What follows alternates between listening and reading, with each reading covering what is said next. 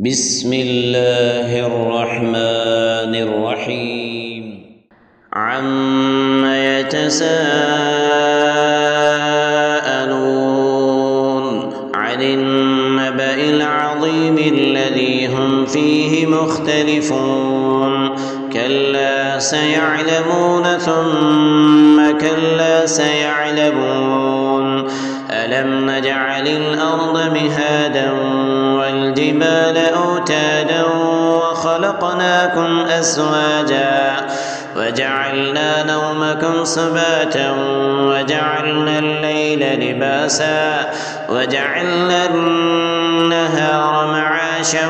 وبنينا فوقكم سبعا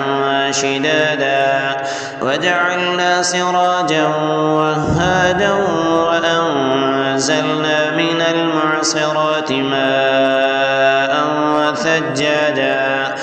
لنخرج به حبا ونباتا وجنات ألفافا إن يوم الفصل كان ميقاتا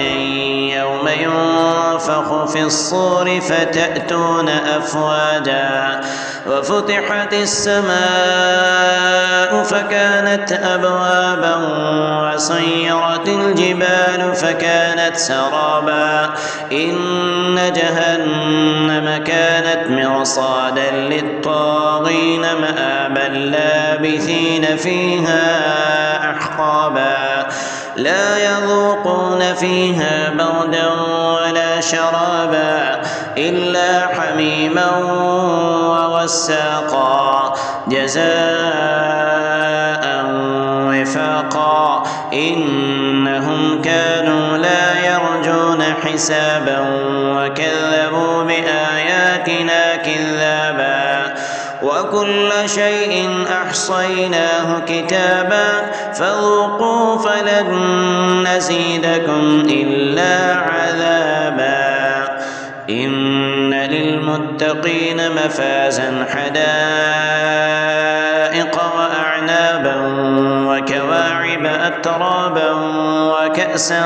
دهاقا لا يسمعون فيها لغوا ولا كذابا جزاء من ربك عطاء حسابا رب السماوات والأرض وما بينهما الرحمن لا يملكون منه خطابا يوم يقوم الروح والملائكة صفا لا يتكلمون إلا من أذن له الرحمن وقال صوابا ذلك اليوم الحق فمن شاء اتخذ إلى ربه مآبا إنا أنذرناكم عذابا قريبا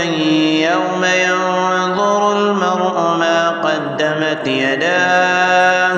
ما قدمت يداه ويقول الكافر يا ليتني كنت ترابا.